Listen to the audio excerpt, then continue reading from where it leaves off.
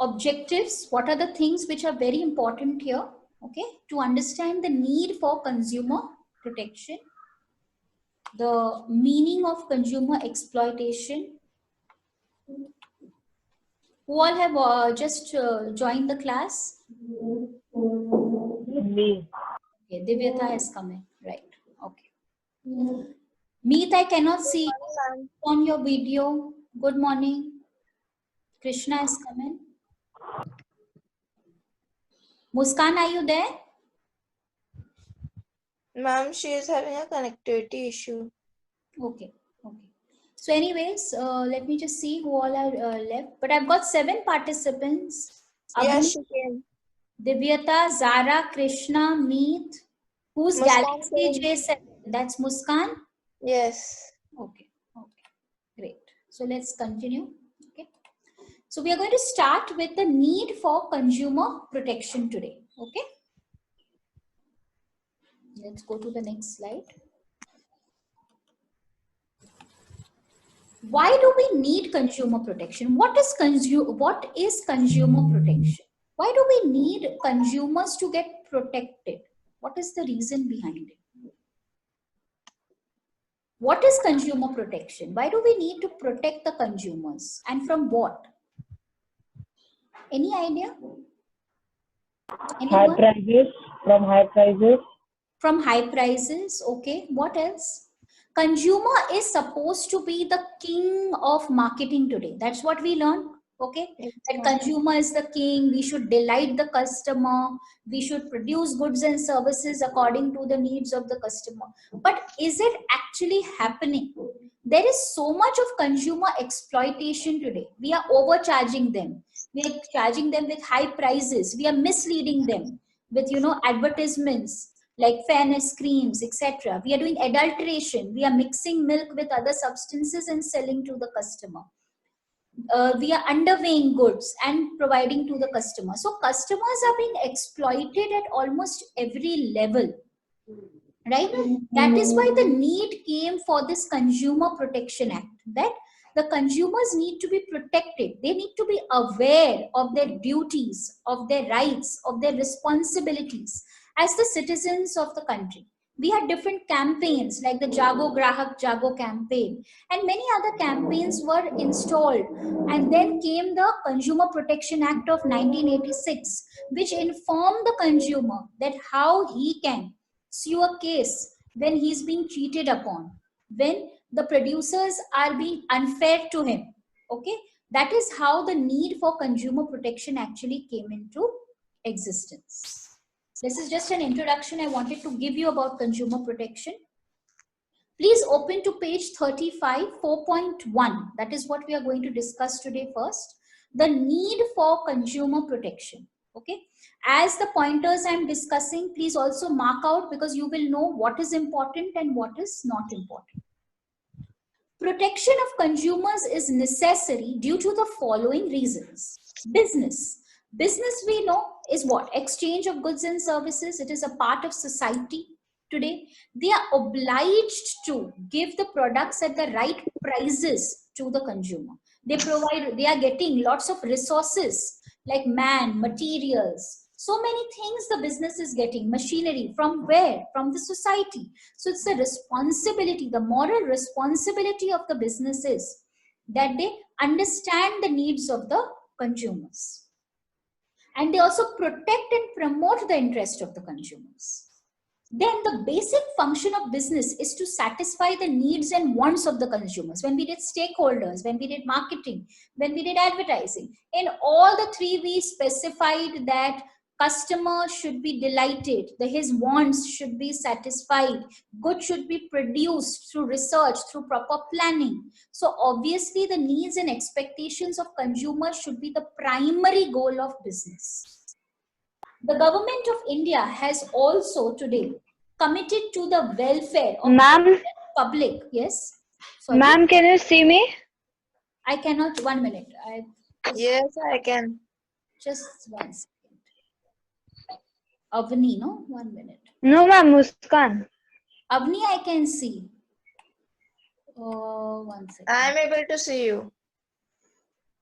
Just 1 second. I have to go to the full screen mode then to see you. Can you see me, Muskan? Yes, ma'am, I can see you. Okay, fine. We will come back to you now. Let's first. Ma'am, what is the page number? Page number 35, Government of India. That is what we are discussing, the need for consumer protection. Yes, ma'am. Okay. The Government of India is committed to the welfare of general public by encouraging fair trade practices. See, we do not want any kind of unfair trade practices in the country. Unfair trade practice means what? Like suppose I am telling a consumer, for a consumer it is necessary to have a gas connection in the house. If I say that you have to buy a gas stove, then only I'll give you a gas connection. This becomes an unfair trade practice. So government encourages lot of fair trade practices to protect the rights and needs of the consumer. Consumers should be aware of what are the consumer associations, which are the consumer councils where they can apply for. Okay, lots of ads come in TV, newspapers. Whenever you are told to buy goods, they say look at the ISI mark. Uh, have you ever catered to these things? Even advertisements come on TV about Jago Grahak Jago campaigns, right? So these are the important needs for the consumer, that why we need to protect the consumer. I hope the needs are clear. Yes, ma'am. Okay, great. Now we come to the meaning and types of consumer exploitation. See, basically how the consumer is getting exploited. What is consumer exploitation? This question really is important. It comes as a 2-marker, meaning of consumer exploitation, and the second one, the types can come as a 5-mark question or as a 2-mark question. Whenever a producer is doing selfish deeds for himself, for his own benefit and for his own purpose, okay, such that by giving more than mental happiness for only the producer and having lots of harmful effects on the consumer. Some consumers are illiterate, they are unaware, so they are being constantly exploited by the greedy retailers and producers. This is nothing but consumer exploitation. Okay, so consumer exploitation actually means harming the interests of the consumers in various ways. In various ways, we are harming the interests of the consumers. Okay, when the consumers, they do not get value for their money. Okay, they are not being able to, the whatever the quality of good they are desiring, they are not getting that quality of good.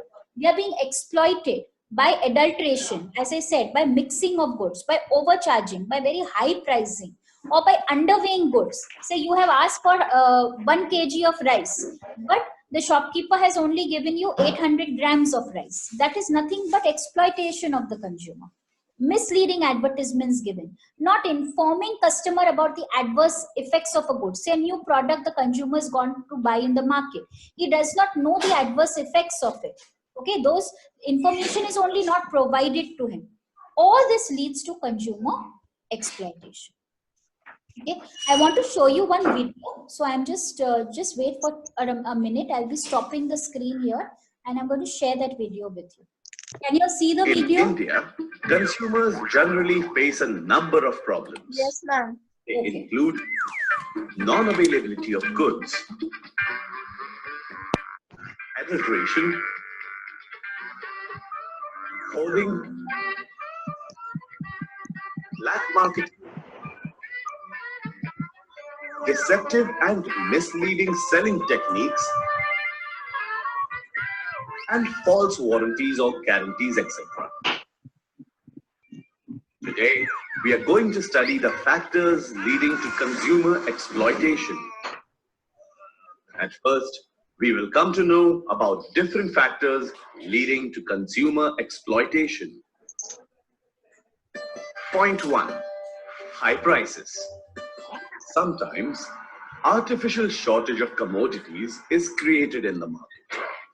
The producers and suppliers do not release enough supplies of goods in the market. Consumers are forced to buy the commodities at a high price. Point 2. Poor quality of goods. There is a general feeling that in India, the quality of goods or services has been declining. Manufacturers, in expectation of greater profit, increase production but neglect the quality aspect of production. Many reputed firms have their own quality control departments, but the number of such firms is very limited. The quality of the products can be deteriorated due to impure or poisoned material used in production. Such adulteration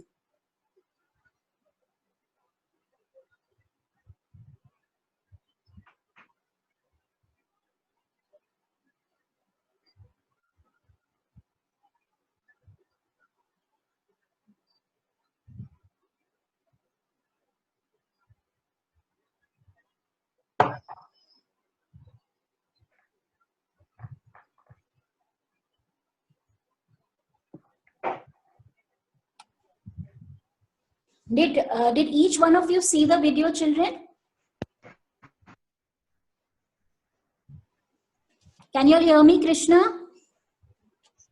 Yes, ma'am. Okay. So did you have a look at the video? Yes, ma'am. Okay. Can anyone give me an idea of what the video was about? Anyone?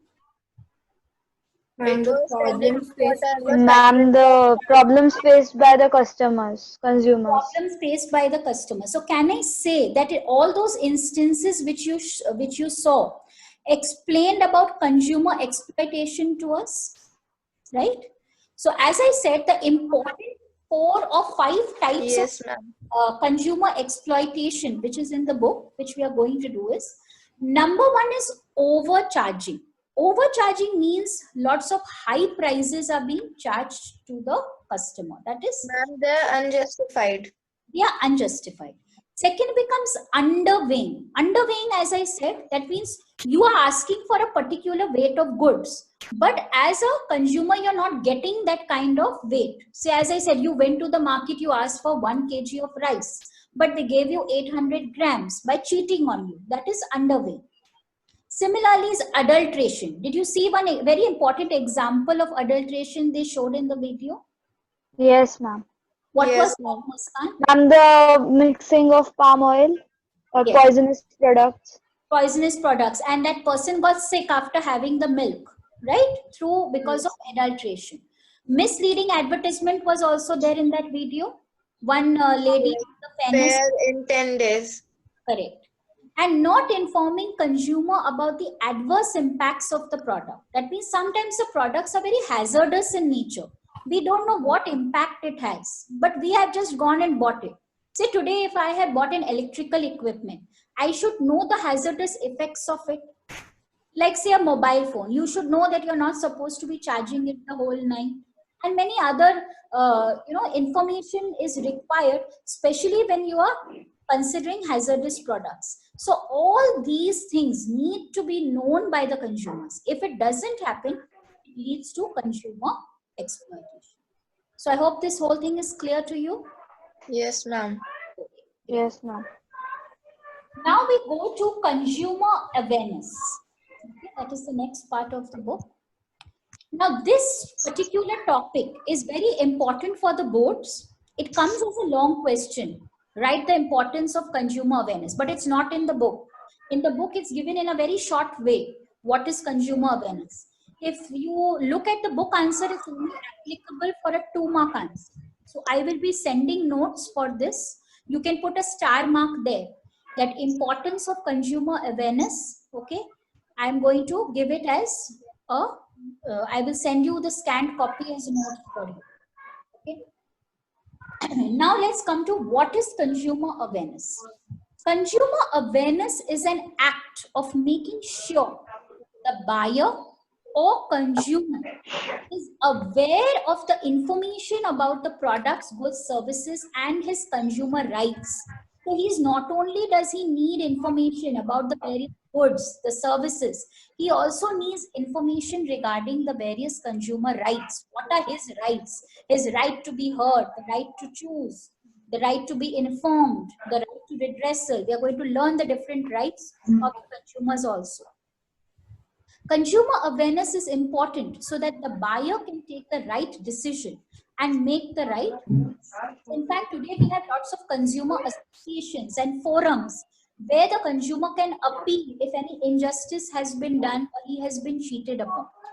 One of the most important and successful consumer awareness campaigns today has been the Jago campaign. This campaign you must have even seen and in advertisements on TV where they make Yes, you ma'am. aware that what kind, whenever you are buying a product, check for the ISI mark, check for all the things before you go and purchase. You must have certainly come across it. Please put yourself on mute, all of you, so that when I'm speaking, you can listen to me. You must have certainly come across it. It is a great example of successful consumer awareness. In fact, consumer awareness today has a lot of importance. The important pointers of consumer awareness, which I'm going to discuss with you, I'm just giving the pointers to you now, but you will be, I'm going to send the notes and details for you later. Okay. The importance of consumer awareness and the first is to achieve maximum satisfaction. As a consumer, you need to achieve maximum satisfaction. Second, there should be protection against exploitation. That is, as a consumer, you need to know that the producer is not taking advantage of you and you are not being exploited. There should be control over any consumption of harmful goods which are harmful to you. You should be aware of them before taking any consumption of such. There should be motivation for saving in part of the consumer. Consumer should not waste money on expensive items. There should be knowledge regarding the solutions for the problems. If there are problems a consumer is facing, he should know what kind of solutions he needs and how he is going to solve them. And of course, construction of a healthy society. So these are the important pointers for consumer awareness, and the notes of it I will be sending you. Okay. So what is consumer awareness is clear to everyone? Any difficulty? Okay. Now the 4 important methods of consumer protection. Okay.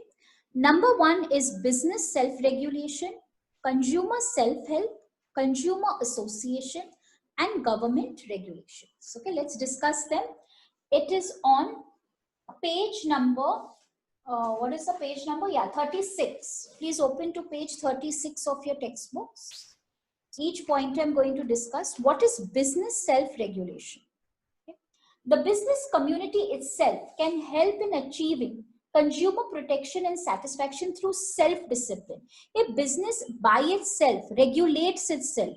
Okay, business understands the need of self-discipline, that it has to protect the rights and needs of the consumer by adopting those actions and having high ethical standards. Then consumers can get protected. Lots of trade associations and consumer associations have to check for any unfair trade practices on part of the business. So business has to take the onus for itself. Business has to come and stand for itself, that yes, we are going to be self-disciplined and we are going to achieve those ethical standards to protect the consumer. Second important method of consumer protection is consumer self-help. The term itself tells you self-help is the best help. What is self-help? What is the meaning of the term self? Help your own self. Correct. So every consumer has to be alert that he's not being cheated upon. Okay, he has to help himself. He should educate himself to understand the rights of the consumers. Then we have the consumer association. These are nothing but voluntary associations that are formulated by the consumers. They can educate as well as they can awaken the consumers on various aspects. They can take an organized action and they can also put pressure on the producers who are trying to cheat them.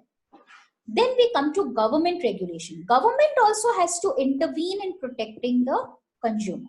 How is the government going to intervene? The laws that are enacted by the government, they must be strictly enforced by the executives. They need to be modified in the light of the actual experiences and can play a vital role by emerging very strong as a strong agency and by punishing the businessmen or taking punitive actions, taking actions against the businessmen who are trying to take advantage of the situation. So till here, whatever I have explained is being clear. Anything to ask? Anyone? Zara, clear? Divyata? Clear. Clear? Okay. Yes, So what ma'am. all have we already covered? We understood what is consumer protection, the need for it, what is consumer exploitation, the types, consumer awareness, and the methods. Now comes the most important part of the chapter, that is the features of the Consumer Protection Act, the objectives, okay, and the Consumer Protection Act 1986. This is also called COPRA, C-O-P-R-A. This is an act of the Parliament of India, okay, and this has been enacted in the year 1986 to protect the interests of the consumers in India. Of course, the latest one has come now in 2019, and which has replaced the act now. But of course, we need to understand why this act was formulated and what were the important objectives of the act. It was made for the establishment of consumer councils and other authorities for the settlement of consumer grievances and matters connected with. Initially, there was nothing to protect the consumers. Okay, if you must have seen, there was Sale of Goods Act, Unfair Trade Practices Act. Many kinds of different acts were passed. There was Drugs and Cosmetics Act. There was Prevention of Food Adulteration Act. Okay, please put yourself on mute, Divyata, Abni. Okay. So what happened was, because of these acts, there was no separate act passed to protect the right of the consumer. No one was there to understand what the consumer needed, what the consumer wanted, how he would be protected, how he could be appealed against for. So because of these acts, there came the need for the Consumer Protection Act. The act was actually passed in the Assembly in October 1986, and it came into force in the month of December. The statute on the right was made before the COPRA Act. Okay, the Consumer Protection Bill was passed by the Houses of Parliament, and then this act came into force. Now, why did this act come into force? Let's understand that. Obviously, to provide a better protection of the consumer interest. Okay, consumers who did not know where to go for, or how to appeal, or which council they should apply for to protect against themselves. For that, this particular Consumer Protection Act came into force to protect and give them speedy and simple redressal. What is the meaning of the term redressal? To redress something. What do you understand by the term redressal? Anyone? No, ma'am. No one. No one knows the meaning of the term redressal? Okay. Redressal means what? You can say to redress something means to fight against something, to solve something, basically. Okay, that is redressal. So redressal of consumer grievances. So when the consumer was facing a grievance, or when he was cheated upon, he did not know where to go and appeal.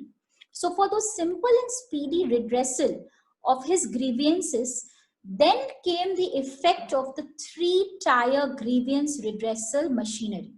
What is three-tier grievance redressal machinery? In fact, the Act provides for three types of forums where the consumer can apply for. The first one is the district forum at the base level. At the base level, you have the district forum. Then you have the state commission at the middle level.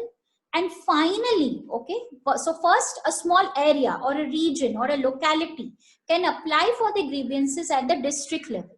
If at the district level it remains undisputed, or it's not solved for, okay, there is a dispute still arising, they can apply for in the state commission council. This is at the middle level. And the last or the topmost level comes the national commission at the apex level. Okay, this is obviously nation, the whole country. So obviously it's like you have the Supreme Court, High Court, right? You have different kinds of courts. Like in civics, you must have learned. So same way here, we have the three-tier grievance redressal machinery, which can help and help the consumers where they can apply for their cases, and it can also award compensation to the consumer. Let's say a consumer has bought an air conditioner for worth 20,000 rupees. Okay, and he has been overcharged for it. He had to pay 30,000. So he can ask for a compensation of 10,000 in that case, right? Or maybe that, the product which he bought was not according to the quality. He has spent so much of money for it, but it has got spoiled in a very small period of time, and the producer has done nothing to replace it. So he can apply for a replacement through these consumer councils and cases. This was the basic objective of the Consumer Protection Act. Okay, I hope I've been clear till here now. Yes, ma'am. Excellent. I will be discussing the features of the Consumer Protection Act. Before I go to that, let's do a little recap of the things we've done. Okay, that I know that all of you are understanding. Okay, so I'm just going to the previous ones. You all are going to answer some questions for me to see that you have.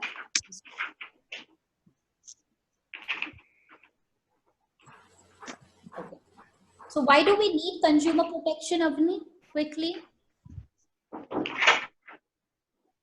Ma'am, Yes.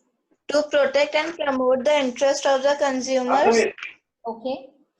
satisfy the needs and expectation of the consumers, Okay. to maintain welfare of the general public, Okay.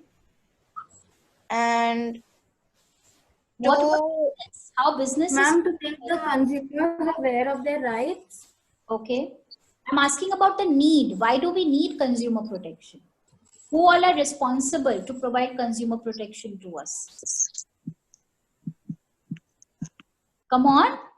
This was the first part of the lesson I discussed. Zara? Yes, Divyata? Business? and business is a part of the society. So we know it's the moral responsibility of the business to fulfill the needs and expectations of the consumer. Consumers. Even government plays a very important role here, okay, by providing fair trade practices. And of course, there should be consumer awareness. Okay. What is consumer exploitation, Krishna? Krishna, what is consumer exploitation? Is he there? Krishna, meet? Yes, ma'am, I'm there. Yeah. When a producer is doing selfish deeds for his or her own benefit, and the decision is a purpose given more than mental happiness to only the producer. Explain in your own words. If I ask you to explain consumer exploitation, what it is, how you're going to explain it? How is a consumer? Ma'am, can I tell? Yes, Muskan. Ma'am, consumer protection is to consumer exploitation is to Yes. harm the consumers in different ways, like dishonesty, cheating, etc. Correct. Adulteration. Then that comes to the types of consumer. Types.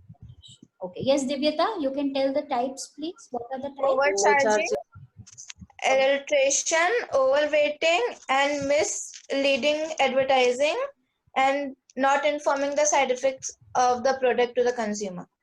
Excellent. So this part is clear. If it comes as types of consumer exploitation, you all will be able to write. Yes. Yes. Then what is consumer awareness? Who's going to tell me? Who's going to try this answer? What is consumer awareness? It's simple language, your own language. You don't have to tell me the PPT language or the book language. I'm simply asking you, if as a consumer you are asked what are your responsibilities, how you're being, what is the awareness of consumer, you should know this thing, isn't it? Ma'am, Yes. Ma'am, it's me. Meet is answering or Krishna is answering? Who's answering? Ma'am, me. Okay, tell me. Consumer awareness is that the consumer should be aware that if he is getting overcharged or he is being exploited. Okay, so that's all. What he has to do in that circumstance? How he will show his awareness? He should be aware of what? What he should be aware of is What? Overcharging. He should be aware of his The rights. He should information be aware about his about the product responsibilities. and the Yes, services. correct. He should be able to take the right decisions and he should make the right choices so that he becomes aware that he's not being cheated upon and he can act in the correct manner. As I told you, the importance of this part, the notes I will be giving in the next lesson. Which are the 4 important methods of consumer protection, Avni? Yes, ma'am. The 4 important methods of consumer protection which we did. Ma'am, business Can I tell? self-regulation, consumer self-help, consumers association, government regulation. Excellent. Devyata, what is the meaning of business self-help? That the business should take in charge of the product and the quality he or she is making. He or she, business is not a girl or a boy, the firm. The Okay. firm. Okay. Muskan, what is consumer self-help? Ma'am, consumer self-help means the consumer should be aware of what is happening around, and he should um, He should he be aware should of his Be right. knowledgeable and should know about his right. yes. So he should be able to help himself. Right. What is a consumer association, Zara? Ma'am, forming an association and informing the customers about their rights. Okay. And who's forming these associations? Customers And themselves. customers. Customers themselves will form these associations where you can appeal for and apply for your rights. What will the government do? How does government intervene in? To maintain strict regulations for the firm and to do audits and all for the check of the quality. Okay, great. So till here we will be stopping today. Only 1 minute is left. I'll be ending the lesson today. Next class, I will be going to the features of the Consumer Protection Act. Before you come to the next class, please go through these features because we are going to discuss one by one. This is a very important part of the chapter, and then we will see the rights of the consumers. That would come to the end of the two most important parts of the topic.